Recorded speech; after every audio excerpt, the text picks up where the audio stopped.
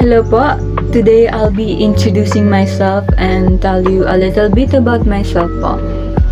And first, my name is Shanwin Mignon, 17 years old, and my birthday is on January 1st, 2008.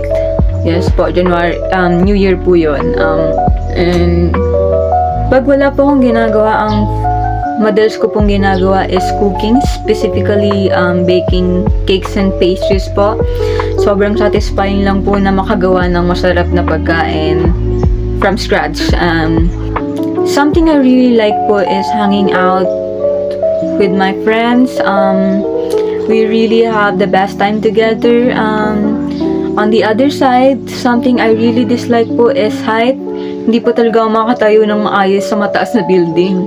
And for a bit of a look in the future, 10 years from now, I'll be 27 years old. My biggest hope is that I've already been able to achieve owning a cafe or restaurant.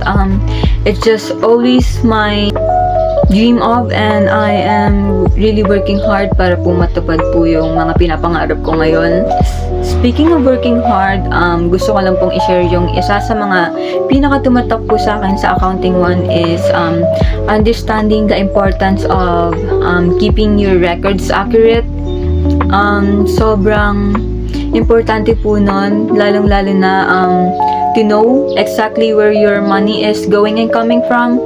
Sobrang importante po nun sa success. It's a fundamental concept that I think applies to so many aspects of life and not just business po. And I think that's it na po.